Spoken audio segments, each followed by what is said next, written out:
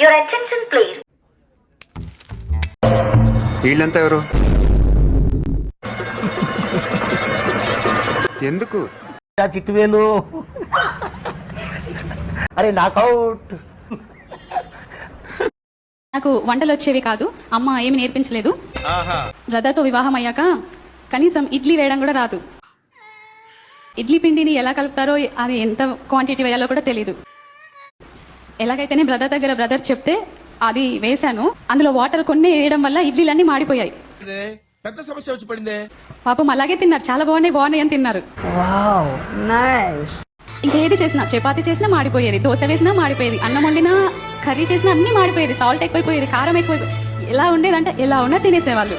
నాలాగా లోపల బాధపడే వాళ్ళు ఎంతమంది ఉన్నారో తెలుసారా రాజా?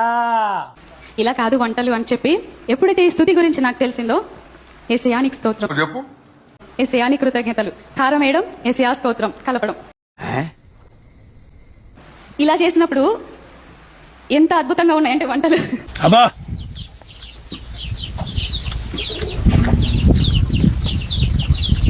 చాలా మంచి టేస్ట్ గా ఉందండి.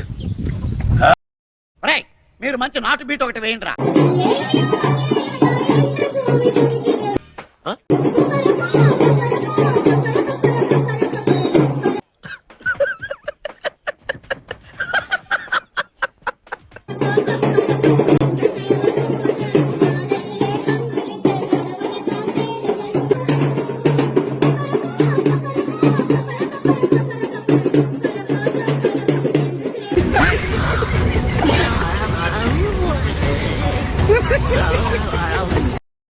ఎలకల ముందు తాగేసాను. ఎల్ని ఒక 6 టాబ్లెట్లు పాలలో కలుపుకొని తాగేశాను. మేడ్చల్ హాస్పిటల్ తీసుకెళ్లారు. మరి అక్కడ ఒక డాక్టర్ వచ్చి నాడి పట్టుకున్నాడు. తమ్ము నాడి మరి కొట్టుకోవట్లేదు, ఆగిపోయినట్టుగా ఉంది. ఈ అమ్మాయి అయితే చనిపోయింది. కాగితాలు ఏవైతున్నాయో ఫిలప్ చేసి తల్లిదండ్రులు అప్ చెప్పండి. తెల్లారి పోస్ట్ మార్టం చేసి బాడీ అప్ చెప్పండి అని అన్నారు. తర్వాత ఒక పగలు ఒక నైట్ నేను మాచిలో ఉండడం జరిగింది. మాచిలోనే ఉన్నాను. తెల్లారి లేసి ఇంకా ఎప్పుడైతే బాడీ పోస్ట్ మార్టం ఎప్పుడైతే ఇంకా చెయ్యాలి అనుకుంటే తెల్లారి మరి ఎప్పుడు కానీ నాకు తెలియదు, ఒక కష్టం అయితే తాకింది. ఎవరు తను తాకిన తర్వాత నేను లేచి కళ్ళు తెరిచి చూసినప్పటికీ చుట్టూ కత్తిళ్ళు, శవాలు, సుత్తి అలాంటివి ఉన్నాయన్నమాట రూమ్ లో. చూసి లేసి తుల్లి పడలేసి అలా బయటకు వచ్చినప్పటికి ఎప్పుడైతే మా అమ్మగారు ఉన్నారు సెకండ్ మాత్రం, అదే నువ్వు చనిపోయేవాళ్ళు అనుకున్నారు, నువ్వు లేసి వెంటనే ఆవడానికి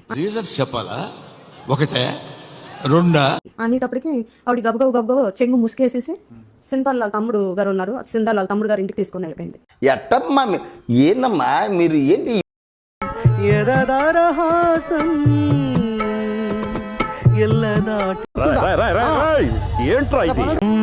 లడికి లడికి లడికి నువ్వు తెరిచిన వెదిల్కి కిటికీ, లడికి లడికి లడికి నువ్వు. ఇదేం కర్మరా దేవుడా. తడిక తడిక తడిక తడిక నువ్వు తెరిచిన వెదిల్కి చిలక, తడిక తడిక.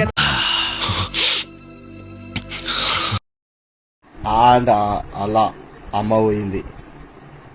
ఓకే ఓకే, ఈ ఇల్లు అంటే ఓకే, ఈగ ఓకే ఓకే. ఉసిరికాయ వచ్చింది, ఊయాల దొబ్బింది, ఊడలు వచ్చినాయి. ఇది ఇంకా హైలైట్. ఇక్కడ ఏ అంటే ఎలుక, ఇది నేను చూడలే. ఇంకో ఏ అంటే ఏసు ఆట,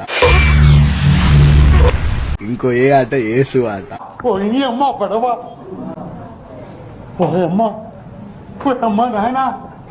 ఇది ఎక్కడ ముచ్చట ఏమో నాకైతే ఇది అర్థం కావట్లే.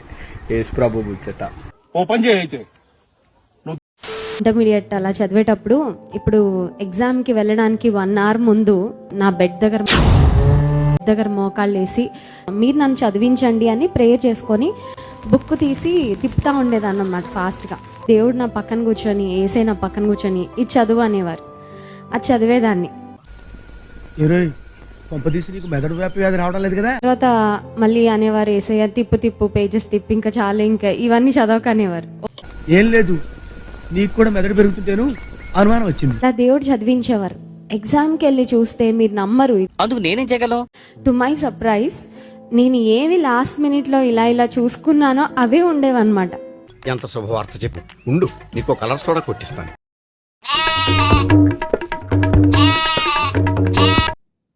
1 minute.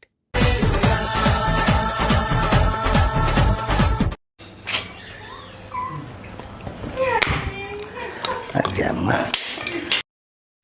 ఆ రోజు ఇల్లు చీపురు తీసుకొని మామూలుగా తుడవట్ల, చిన్న డస్ట్ పార్టికల్ కూడా ఉండద్దని అలా గట్టిగా తుడుస్తున్నా.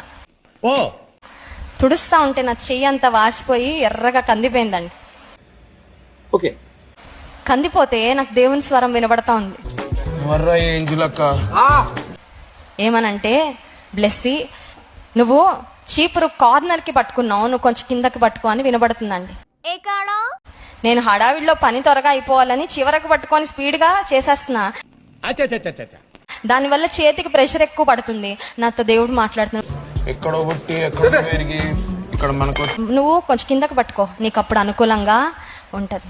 కిందకి పట్టుకోగానే నాకు చాలా ఈజీ అయిపోయింది. Many great people to all my salute రా.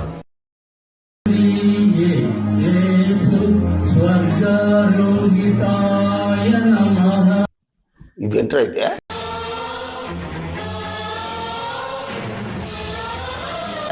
అరే నీ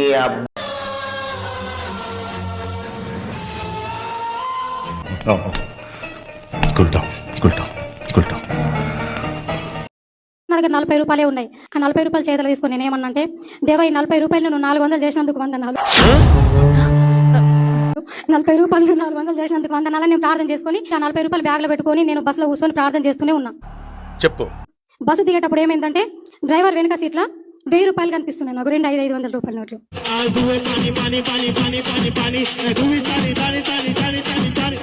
నా ముందు ఎంతో మంది దిగిండ్రు. ఏంటి ఇవి పేపర్స్, ఇవి ఏంటి మరి ఎవరు తీసుకోవట్లేదు, సరే నేనైతే తీసుకుంటాను చెప్పేసి నాకు ఈ ఆలోచన ఎందుకు వచ్చిందని అడిగే బదులు మీకెందుకు రాలేదని సిగ్గుపడండి. తీసుకుంటే 1000 రూపాయలు ఉన్నాయి.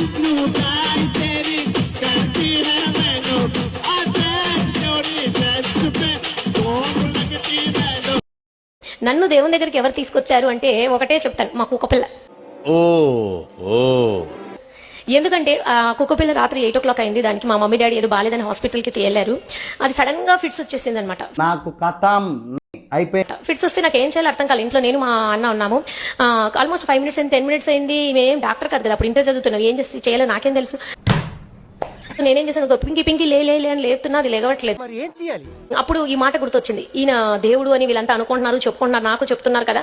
నేను సో కాల్డ్ దేవుడు ముందు ఏడ్చాను, కానీ నాకేం రిజల్ట్ రాలేదు. ఈయన ఒకసారి ట్రై చేసి చూద్దామని చెప్పి, నాకు అప్పుడు ప్రార్థన తెలీదు, అప్పుడు వాక్యం తెలియదు, ఇవన్నీ ఏం తెలియదు, అసలు బైబిలే తెలియదు. నీ బుద్ధి ఇప్పుడు తెలిసిందిరా.